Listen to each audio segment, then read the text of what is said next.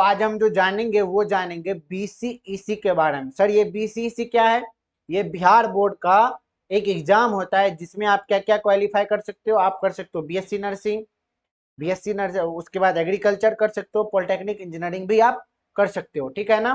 तो आज जो हम बीसीईसीई का 2026 का हम क्या करेंगे, पूरा सिलेबस जानेंगे, क्या क्या पढ़ना है हमें, कौन कौन सा चैप्टर पढ़ना है और कितना पढ़ना है, हम सभी को डिटेल में एक बार बताते हैं आपको, आपके लिए आसानी होगा और एग्जाम को कुछ दिन ही बचा है। तो आज हम क्या जानेंगे, वो जानेंगे बीसीईसी 2026 का सिलेबस जानेंगे।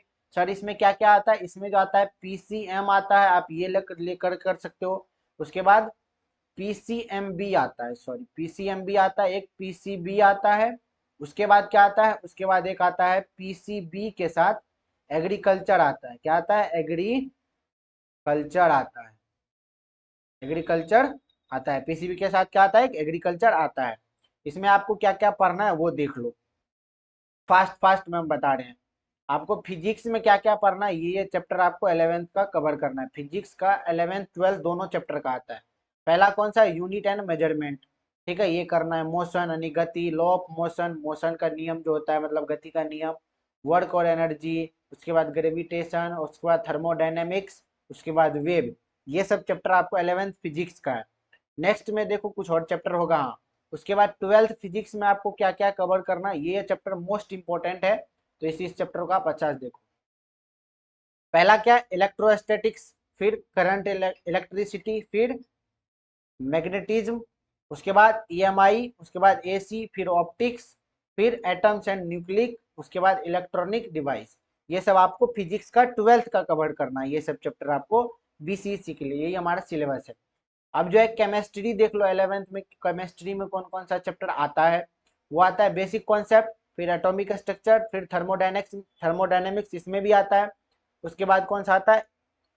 इक्विलिब्रियम आता है, फिर पीरियोडिक टेबल आता है, फिर बॉन्डिंग आएगा, फिर हाइड्रोकार्बन्स आएगा, ठीक है। ये सब चैप्टर आपका केमिस्ट्री का क्लास 11th का आता है। फिर केमिस्ट्री क्लास 12th में कौन कौन सा चैप्टर आता है वो देख लो। जब तक ये फ्लो चार्ट आपके पास नहीं होगा तो आप अपने तैयारी को अच्छे से पीक पे तैयारी नहीं कर सकते। इसमें क्या आएगा? सॉलिड स्टेट यानी ठोस अवस्था, सॉल्यूशन यानी कि विलियन, उसके बाद इलेक्ट्रोकेमिस्ट्री ये आएगा रसायन करके जो आता है, फिर काइनेटिक्स आएगा, फिर पी ब्लॉक आएगा, फिर कोऑर्डिनेशन कंपाउंड आएगा, फिर बायोमोलिक्यूल्स आएगा। ये सब चैप्टर चैप्टर आपका आएगा। फिर जो है मैथ में सर क्या क्या आ सकता है? मैथ में क्लास 11th में देख लो, जो कि आप पीसीएमबी जो चुनोगे उसके लिए सेट्स आएगा, फिर ट्राइगोनोमेट्री आएगा, कम्प्लेक्स नंबर आएगा, पीएनसी आएगा, फिर बायनोमियल आएगा, फिर सीक्वेंस एंड सीरीज आएगा, कॉनिक सेक्शन आएगा। सर ये पीएनसी का फुल फॉर्म क्यों नहीं बताते हो? सर आप कमेंट नहीं करके पूछते हो इसलिए नहीं बताते, हम वहां पे बता देंगे आपको, है ना। उसके बाद 12th में क्या आ जाएगा? मैथ में 12th में क्या क्या पूछ सकता है वो देखो, आप उसका सिलेबस देख लो।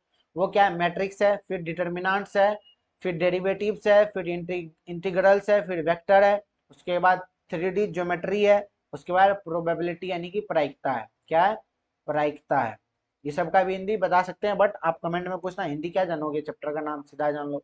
फिर बायोलॉजी क्लास 11th में क्या कौन कौन सा चैप्टर आता है, कौन कौन सा आपको पढ़ना चाहिए, वो आता है लिविंग वर्ल्ड, उसके बाद प्लांट एंड किंगडम आएगा, फिर सेल आएगा, फिर प्लांट फिजियोलॉजी आएगा, फिर ह्यूमन फिजियोलॉजी आएगा। ये सब आपको बायोलॉजी का आता है। उसके बाद देख लो क्या आता है बायोलॉजी क्लास 12th में, क्या क्या पूछ सकता है उसमें आपका मेन मेन चैप्टर जो है रिप्रोडक्शन, जेनेटिक्स, बायोटेक्नोलॉजी और इकोलॉजी और ह्यूमन वेलफेयर। ये सब चैप्टर आपका इंपॉर्टेंट है मतलब पूरा इंपॉर्टेंट है, ये सब पढ़ के जाना, क्योंकि हम पिछले बार क्वालिफाई किए बट एडमिशन नहीं कराए थे।